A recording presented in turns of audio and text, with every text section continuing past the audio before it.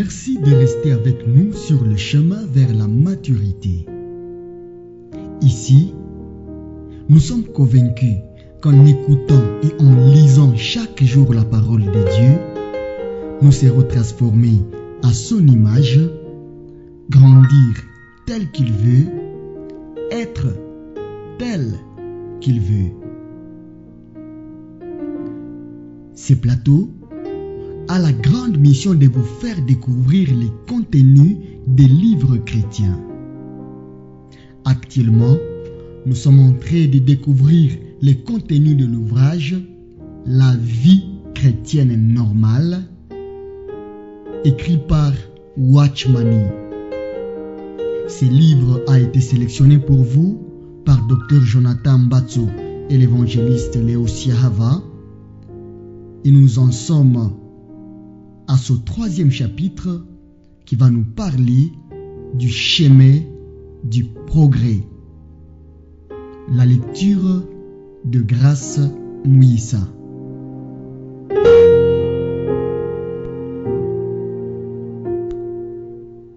Chapitre 3e, le chemin du progrès. Savoir. Notre vieille vie se termine à la croix. Notre vie nouvelle commence à la résurrection. Si donc quelqu'un est en Christ, il est une nouvelle créature. Les choses vieilles sont passées, voici que toutes choses sont devenues nouvelles. 2 Corinthiens 5, verset 17. La croix met fin à la première création et de la mort sort une nouvelle création en Christ, le second homme. Si nous sommes en Adam, tout ce qui est en Adam nous est forcément transmis. Tout cela devient nôtre automatiquement, car nous n'avons rien à faire pour nous l'approprier. Nous n'avons pas besoin de prendre une décision pour nous mettre en colère ou pour commettre un autre péché. Cela nous arrive spontanément et malgré nous. De la même manière, si nous sommes en Christ, tout ce qui est en Christ est à nous par pure grâce, sans aucun effort de notre part, mais sur la base d'une simple foi. Mais dire que tout ce dont nous avons besoin est à nous en Christ par pure grâce, bien que ce soit vrai, peut paraître dépourvu de réalisme. Comment cela se fait-il pratiquement? Comment cela devient-il réel dans notre expérience? En étudiant les chapitres 6, 7 et 8 de Romains, nous allons voir qu'il y a 4 conditions nécessaires à la vie chrétienne normale. Ce sont A. Savoir. B. Se considérer comme. C. S'offrir à Dieu. D. Marcher selon l'esprit. Et c'est dans cet ordre qu'elles sont présentées. Si nous voulons vivre cette vie, il nous faudra faire ces 4 pas. Non pas 1, ni 2, ni 3 seulement, mais tous les 4. À mesure que nous étudierons chacun d'eux, nous nous confierons au Seigneur pour qu'il illumine notre intelligence par son Saint-Esprit et nous lui demandons maintenant son secours pour faire le premier grand pas.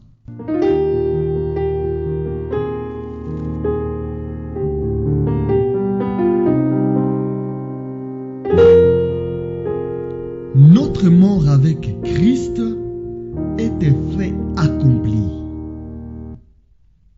Le passage qui est devant nous maintenant est Romains 6, 1 à 11. Que dirons-nous donc? Que nous devons demeurer dans les péchés? Non, certes. Nous qui sommes morts au péché, comment vivrions-nous encore dans les péchés? Ou bien, ignorez-vous que nous tous qui avons été baptisés en Jésus-Christ, nous avons été baptisés en sa mort? Nous avons donc été ensevelis avec lui par le baptême en sa mort, afin que comme Christ est ressuscité des morts par la gloire du Père, de même nous aussi, nous vivions d'une vie nouvelle. Car si nous sommes devenus une même plante avec lui par une mort qui ressemble à la sienne, nous le serons aussi par une résurrection semblable, sachant bien que notre vieil homme a été crucifié avec lui, afin que ces corps de péché soient détruits et que nous ne soyons plus asservis au péché. Car celui qui est mort est libéré du péché. Or, si nous sommes morts avec Christ, nous croyons que nous vivrons avec lui.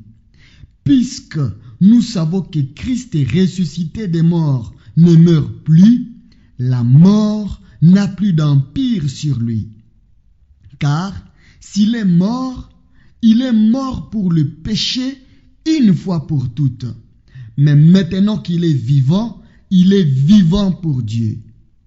Vous donc aussi, considérez-vous comme mort pour le péché et comme vivant pour Dieu en Jésus-Christ.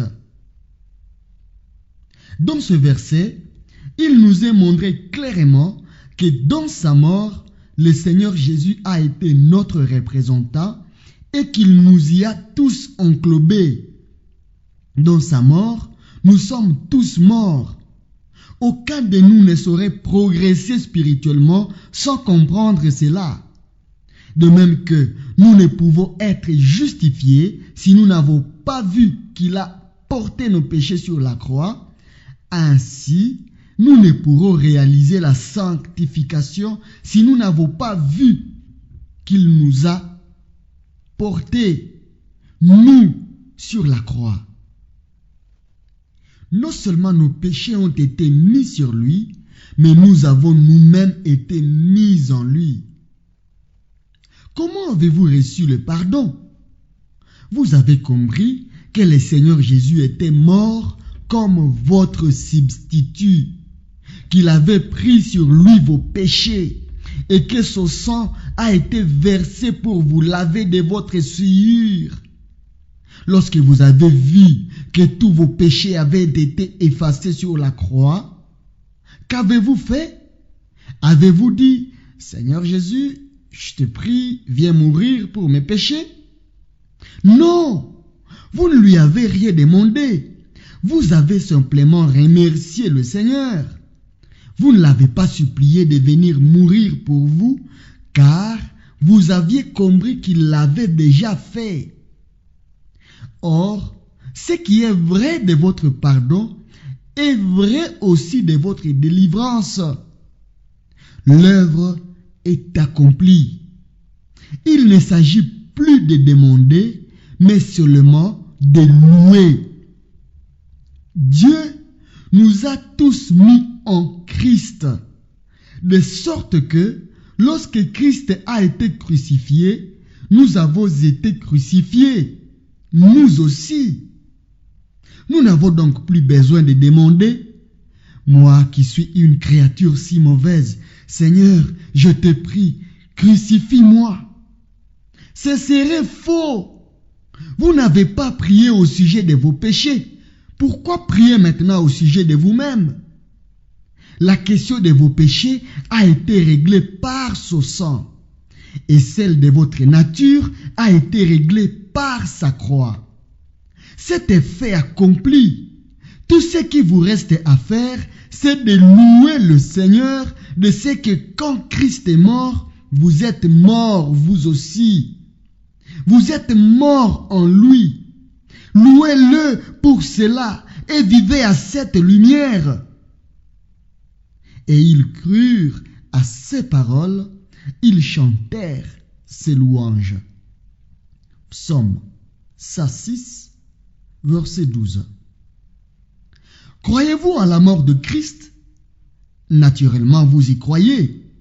Eh bien, cette même écriture qui dit qu'il est mort pour nous, dit aussi que nous sommes morts avec lui. Relisons encore. Christ est mort pour nous. Romains 5, verset 8. C'est la première déclaration et elle est bien nette. Mais les suivantes le seraient-elles moins? Notre vieil homme a été crucifié avec Christ. Romains 6, verset 6. Nous sommes morts avec Christ. Romains 6, verset 8. Quand avons-nous été crucifiés avec lui? Quelle est la date de la crucifixion de notre vieil homme? Sera-ce demain? Était-ce hier ou aujourd'hui? Pour répondre à cette question, il nous sera peut-être utile de renverser les termes de la déclaration de Paul et de dire « Christ a été crucifié avec », c'est-à-dire en même temps que notre vieil homme. Quelques-uns d'entre vous, vous êtes arrivés ici à deux. Vous avez fait le chemin ensemble jusqu'ici. Vous pouvez dire, mon ami est venu ici avec moi. Mais, vous pouvez dire tout aussi exactement, je suis venu ici avec mon ami. Si l'un de vous était arrivé ici il y a 3 jours et l'autre aujourd'hui seulement, vous ne pourriez pas parler ainsi. Mais puisque vous êtes arrivés ensemble, vous pouvez exprimer ces faits d'une manière ou de l'autre avec une vérité égale puisqu'il s'agit du même fait. De même aussi, au sujet du grand événement historique, nous pouvons dire avec un plein respect, mais avec la même exactitude, j'ai été crucifié lorsque Christ a été crucifié. Ou bien, Christ a été crucifié quand j'ai été crucifié. Car ce ne sont pas 2 événements séparés dans l'histoire, mais un seul. Ma crucifixion a eu lieu avec lui. Christ a-t-il été crucifié? Alors, peut-il en être autrement de moi? Et s'il a été crucifié il y a près de 2000 ans, et moi avec lui, puis-je dire que ma crucifixion aura lieu demain? La sienne peut-elle être dans le passé, tandis que la mienne serait dans le présent ou le futur? Que le Seigneur soit loué. Lorsqu'il mourut sur la croix, je suis mort avec lui. Non seulement il mourut à ma place, mais il m'a porté avec lui à la croix, de sorte que lorsqu'il mourut, je mourus aussi. Et si je crois à la mort du Seigneur Jésus, je puis croire à ma propre mort avec autant de certitude que je crois à la sienne. Pourquoi croyez-vous que le Seigneur est mort? Sur quoi fondez-vous cette foi? Est-ce parce que vous sentez qu'il est mort? Non, vous ne l'avez jamais senti. Vous le croyez parce que la parole de Dieu vous le dit. Lorsque le Seigneur a été crucifié, 2 brigands ont été crucifiés en même temps que lui. Vous ne doutez pas non plus qu'ils aient été crucifiés avec lui, parce que les Écritures le disent clairement. Vous croyez à la mort du Seigneur Jésus et vous croyez à la mort des 2 brigands avec lui. Alors, qu'en est-il de votre propre mort? Votre crucifixion est plus intimement liée à la sienne que la leur. Ils ont été crucifiés en même temps que le Seigneur, mais sur des croix différentes, tandis que vous avez été crucifiés avec lui sur la même croix, car vous étiez en lui lorsqu'il est mort. Comment pouvez-vous le savoir? Vous pouvez le savoir parce que Dieu l'a dit et que c'est une raison suffisante. Cela ne dépend point de vos sentiments. Si vous sentez que Christ est mort, il est mort. Et si vous ne sentez pas qu'il soit mort, il est mort. Si vous sentez que vous êtes mort, vous êtes mort. Et si vous ne sentez pas que vous soyez mort, vous êtes cependant, et tout aussi sûrement mort. Ce sont des faits d'ordre divin. Que Christ soit mort, c'est fait. Que les deux brigands soient morts, c'est fait. Et que vous soyez morts, c'est fait aussi. Laissez-moi vous le dire. Vous êtes morts. C'en est fait de vous-même. Vous avez été mis de côté. C'est moi dont vous avez horreur et sur la croix en Christ. Et celui qui est mort est libéré du péché. Romains 6, verset 7. C'est cela l'évangile pour les chrétiens. Nous n'arriverons jamais à réaliser notre crucifixion par notre volonté, ni par nos efforts, mais seulement en acceptant ce que le Seigneur Jésus a fait sur la croix. Il faut que nos yeux soient ouverts sur l'œuvre accomplie au calvaire. Peut-être quelques-uns d'entre vous, avant votre conversion, avez-vous essayé d'arriver au salut par vous-même? Vous lisiez la Bible, vous priez, vous alliez à l'église, vous faisiez des aumônes.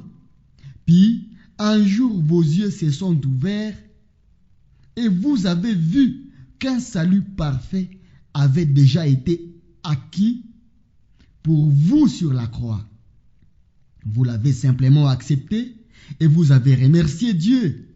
Et la paix et la joie ont inondé votre cœur. Or, le salut et la sanctification reposent exactement sur la même base. Vous recevez la délivrance du péché de la même manière que vous recevez le pardon des péchés. Car les voies de Dieu pour nous délivrer du péché sont entièrement différentes des voies de l'homme. La voie de l'homme consiste à supprimer le péché en cherchant à le vaincre. La voie de Dieu consiste à mettre de côté les pécheurs. Beaucoup de chrétiens se lamentent sur leur faiblesse, pensant que s'ils étaient plus forts, tout serait bien. L'idée que nous ne pouvons pas vivre une vie sainte à cause de notre faiblesse et que quelque chose de plus nous est demandé conduit tout naturellement à cette fausse conception du moyen de délivrance. Si nous sommes préoccupés par la puissance du péché et par notre incapacité à la surmonter, nous accomplions naturellement que pour remporter la victoire sur le péché, il nous faut avoir plus de force. Si seulement j'étais plus fort, disons-nous, je pourrais surmonter mes violents accès de colère. Et nous demandons au Seigneur de nous fortifier afin que nous puissions contrôler nos réactions. Mais cela est une grave erreur. Ce n'est pas le christianisme.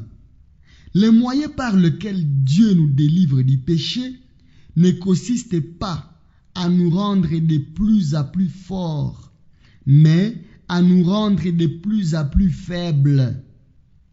C'est sûrement une manière plutôt singulière de nous amener à la victoire, direz-vous.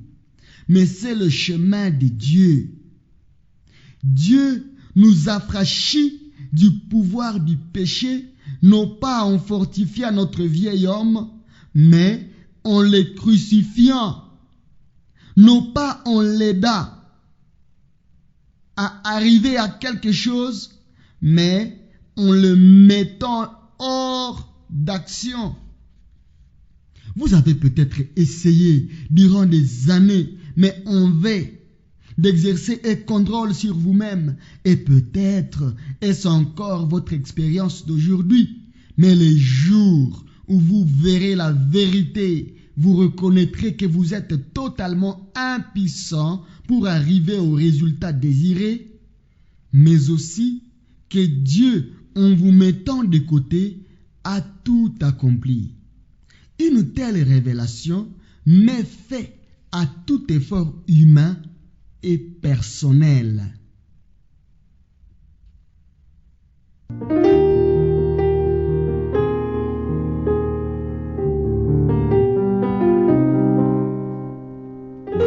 Le premier pas, sachant bien que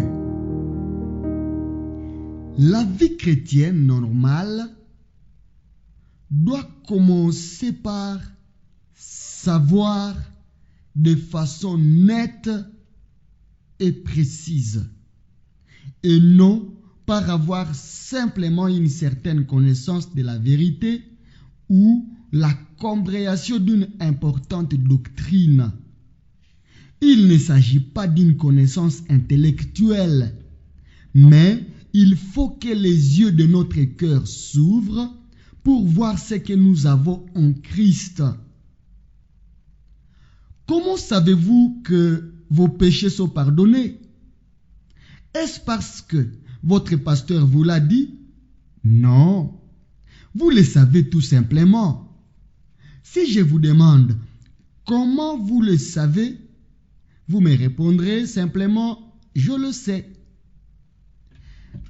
Une telle connaissance nous est donnée par une révélation divine. Elle nous vient du Seigneur lui-même. Sans doute, le fait du pardon des péchés se trouve dans la Bible. Mais pour que la parole écrite de Dieu devienne pour vous une parole vivante de Dieu, il a fallu qu'il vous donne un esprit de sagesse et de révélation qui vous apprenne à les connaître. Éphésiens 1, verset 17. Ce dont vous aviez besoin, c'était de connaître Christ de cette manière, et il en est toujours ainsi. Il arrive toujours un moment à l'égard de toute nouvelle et plus profonde connaissance de Christ, où nous la recevons dans notre propre cœur, où nous la voyons dans notre esprit, une lumière à lui dans votre être intérieur, et vous êtes pleinement convaincu de la réalité. Ce qui est vrai du pardon de vos péchés n'est pas moins vrai de votre délivrance du péché. Une fois que la lumière de Dieu a jailli dans votre cœur, vous vous voyez vous-même en Christ. Ce n'est pas parce que quelqu'un vous l'a dit, ni simplement parce que Romains 6 le dit, c'est quelque chose de plus que cela. Vous le savez parce que Dieu vous l'a révélé par son esprit. Vous pouvez ne pas le sentir, vous pouvez ne pas le comprendre, mais vous le savez car vous l'avez vu.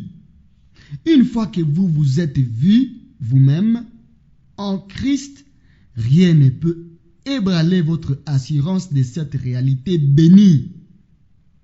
Si vous demandez à plusieurs croyants qui sont entrés dans la vie chrétienne normale de vous raconter les expériences qui les y ont amenés, les uns parleront d'une expérience spéciale, les autres d'une autre.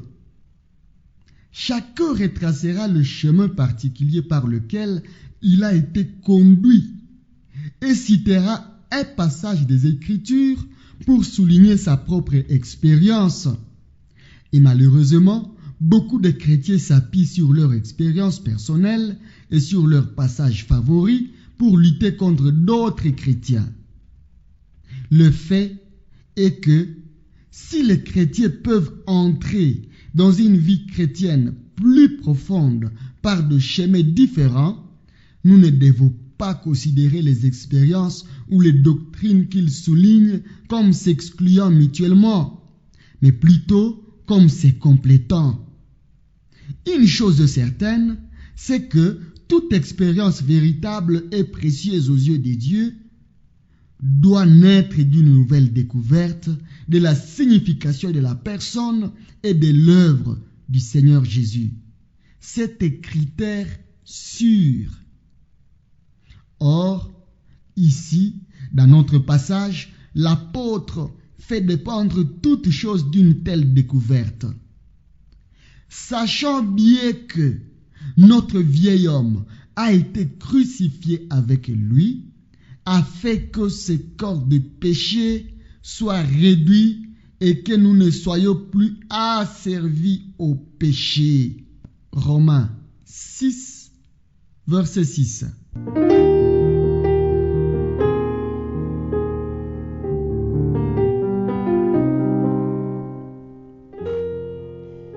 La révélation divine est la base essentielle de la connaissance. Le premier pas que nous aurons donc à faire sera de chercher auprès de Dieu une connaissance donnée par révélation, c'est-à-dire non pas une révélation de nous-mêmes, mais de l'œuvre parfaite du Seigneur Jésus-Christ sur la croix. C'est de cette manière que Hudson Taylor, le fondateur de la mission intérieure en Chine, découvrit la vie chrétienne normale. Vous vous souvenez comment il nous parle du problème qui le tourmentait depuis longtemps. Comment vivre en Christ, comment tirer du cep la sève pour qu'elle vive en lui. Car il savait qu'il devait avoir en lui la vie de Christ pour qu'elle paraisse à travers lui, et il sentait qu'il ne la possédait pas. Tout en voyant qu'il avait besoin d'être en Christ, je savais, écrivit-il à sa sœur en 1869 de Chikiang, que si je pouvais seulement demeurer en Christ, tout irait bien. Mais je ne pouvais pas. Plus il s'efforçait d'y parvenir, plus il s'en éloignait, jusqu'au jour où la lumière jaillit, la révélation se fit et il vit. Je ne pense que là est le secret.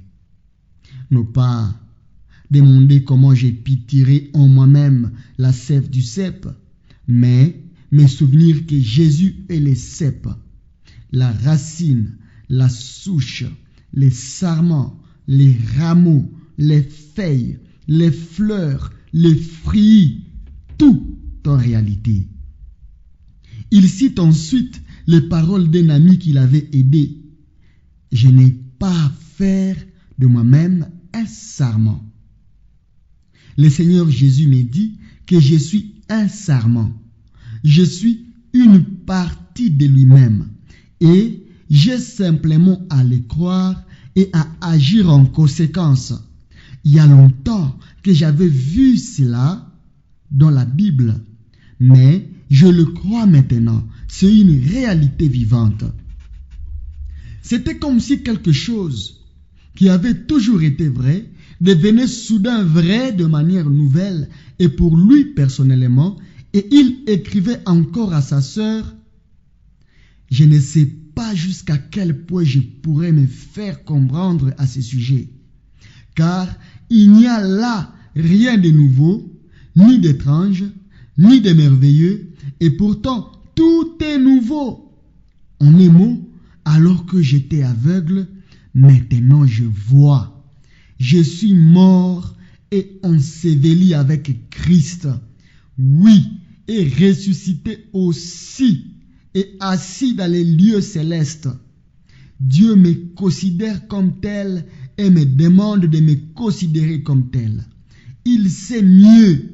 Oh, la joie de connaître cette vérité.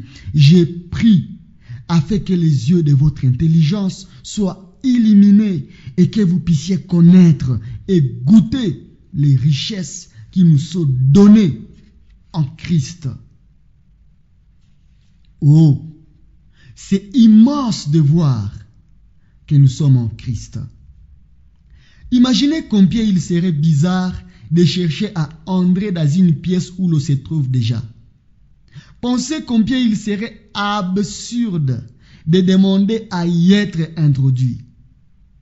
Si nous reconnaissons le fait que nous sommes dedans, nous ne ferons aucun effort pour entrer. Si nous avions une révélation plus profonde, nos prières seraient plutôt de louanges que de requêtes.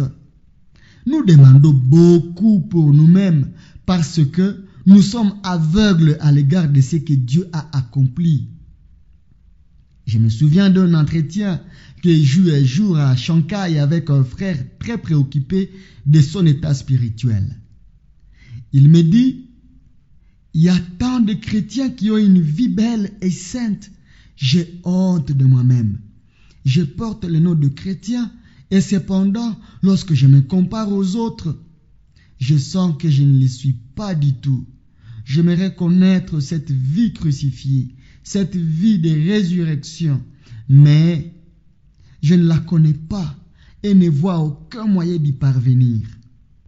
Il y avait encore un autre frère avec nous et tous les deux, nous nous étions entretenus durant près de 2 heures avec cet homme.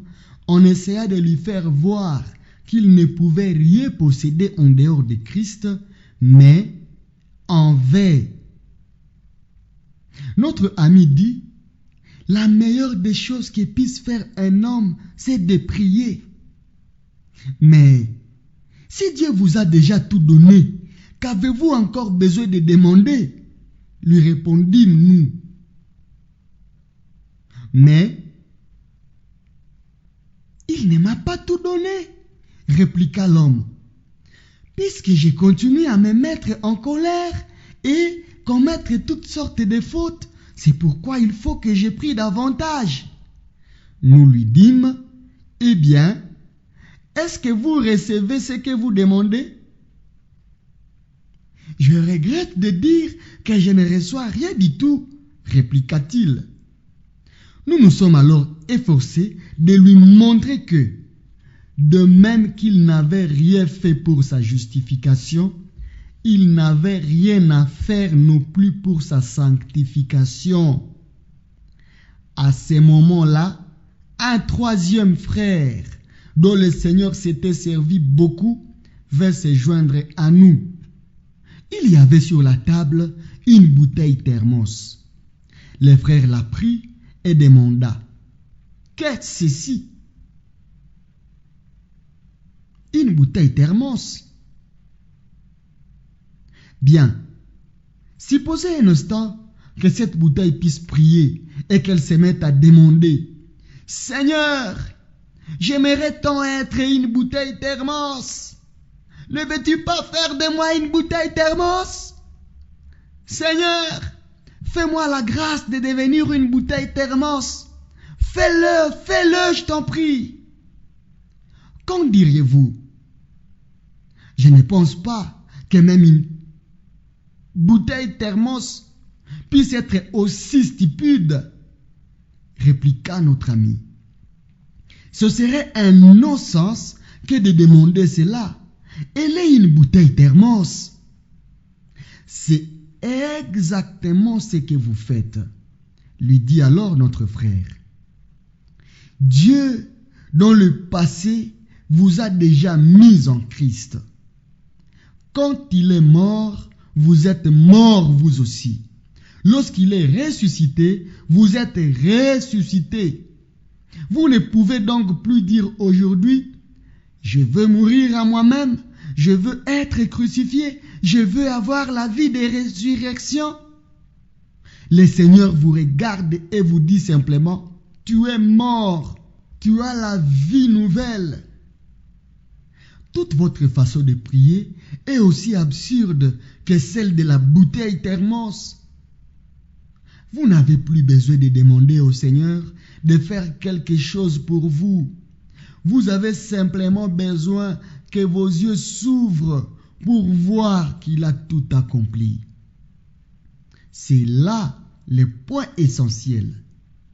Nous n'avons pas besoin de faire des efforts pour mourir. Nous n'avons pas besoin d'attendre notre mort. Nous sommes morts. Nous n'avons besoin que de reconnaître ce que le Seigneur a déjà fait et de le louer pour cela. La lumière jaillit en cet homme et les larmes aux yeux, il dit, « Seigneur, je te loue de ce que tu m'as déjà mis en Christ. Tout ce qui est à lui est à moi. » La révélation était venue et par la foi, il put s'en saisir. Et si vous aviez rencontré ce frère plus tard, quel changement vous auriez trouvé en lui?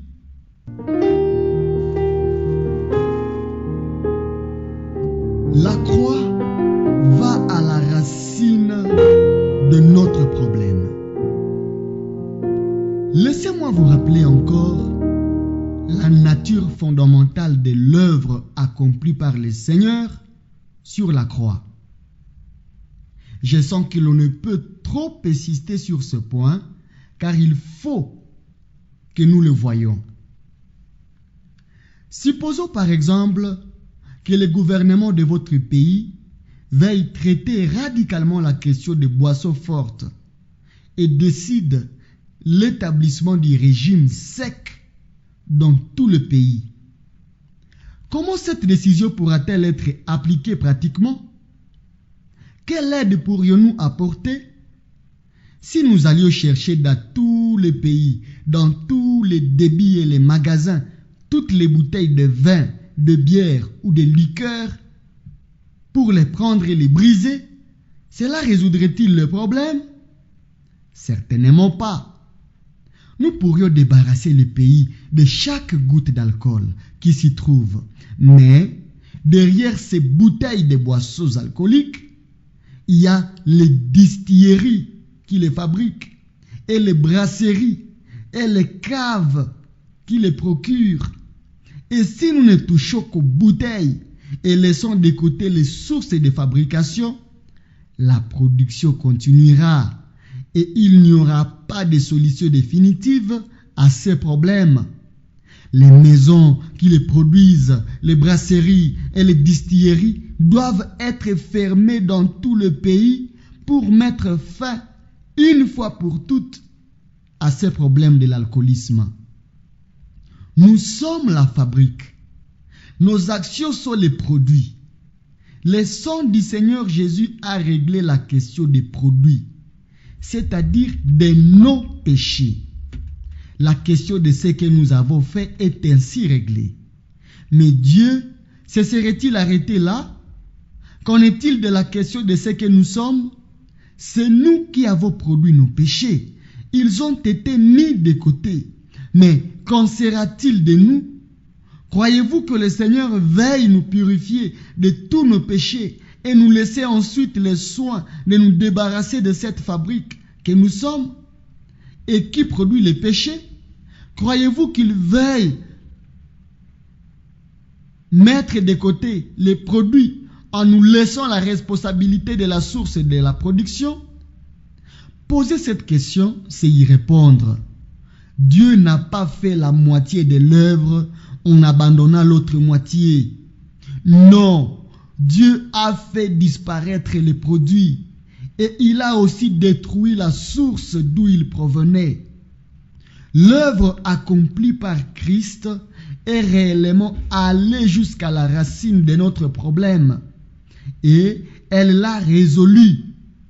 Pour Dieu, il n'y a point de demi-mesure. Sachant bien, dit Paul, que notre vieil homme a été crucifié avec lui afin que ce corps de péché soit détruit et que nous ne soyons plus asservis au péché. Romains 6, verset 6. Sachant cela, oui, mais le savez-vous? Ou bien l'ignorez-vous? Romains 6, verset 3. Que le Seigneur, dans sa grâce, nous ouvre les yeux.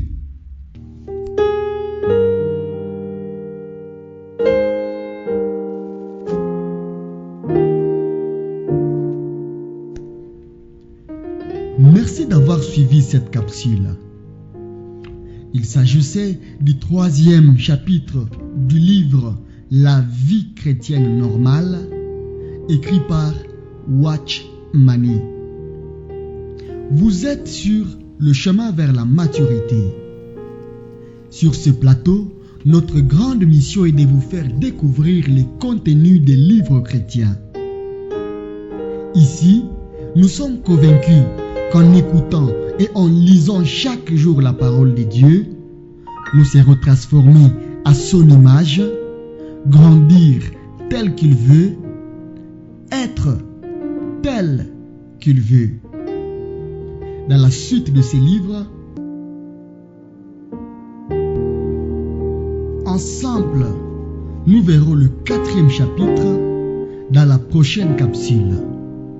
Nous avons hâte d'entendre les témoignages des vies transformées par l'écoute de l'Évangile. Merci de nous soutenir selon la conduction du Saint-Esprit et de partager ces messages autour de vous. Grâce et shalom au Fils de Dieu.